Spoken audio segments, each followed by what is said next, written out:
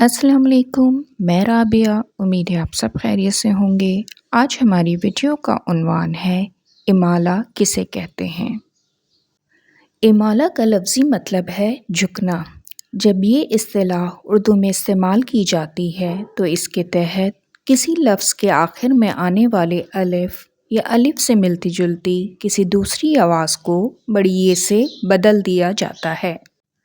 امالہ کی تعریف: اگر کسی لفظ کے آخر میں الف یا ہ کو بڑی ی سے بدل کر مگر واحد کی طرح ہی بولنا، پڑھنا اور لکھنا امالہ کہلاتا ہے۔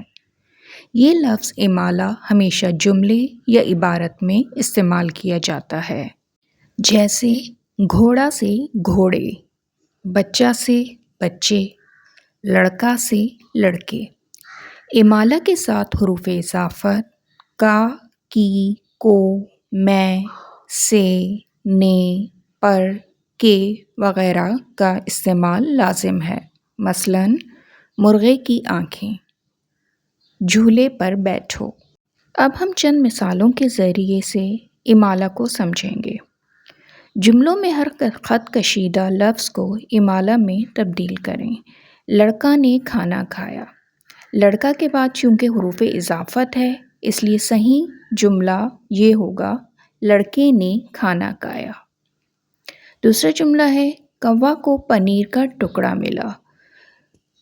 کوا خط کشیدہ لفظ ہے یہاں پر اور کوا کے بعد حروف اضافت کو آیا ہے تو کوا کا الف بڑی ی سے تبدیل ہوگا اور اس کا صحیح جملہ ہوگا امالہ میں تبدیل ہو کر کوے کو پنیر کا ٹکڑا ملا۔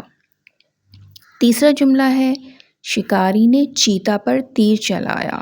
یہاں چیتا خط کشیدہ لفظ ہے اور اس کے بعد حروف اضافت پر استعمال ہوا ہے تو اس کا جب ہم امالہ کریں گے تو جملہ یہ ہوگا شکاری نے چیتے پر تیر چلایا۔ اب ان خالی جگہوں میں آپ کو درست امالہ منتخب کرنا ہے۔ کو چابی سے بند کر دو۔ اب تالا کو چابی سے بند کر دو یا تالے کو چابی سے بند کر دو۔ باجی میں پودا لگا رہی ہیں۔ اب باجی کس میں پودا لگا رہی ہیں؟ یہاں صحیح امالہ کیا ہوگا؟ گملہ یا گملے۔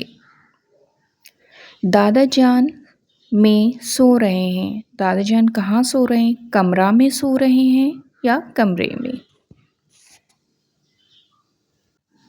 کو کھلونا دو۔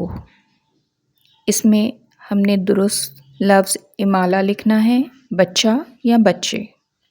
پر بیٹھیں، صوفہ پر بیٹھیں یا صوفے پر بیٹھیں۔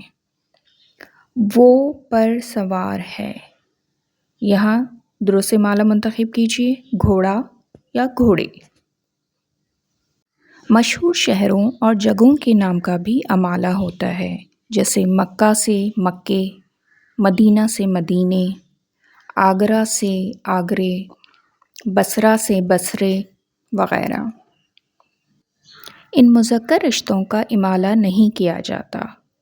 ابا، چچا، نانا، دادا، بھیا اور پھوپھا، چاہے یہ الف پہ ختم ہو یا ہ پر۔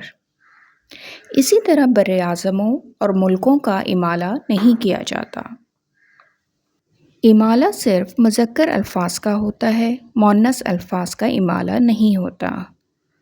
سارہ نے گانا گایا، عائشہ نے چھلانگ لگائی۔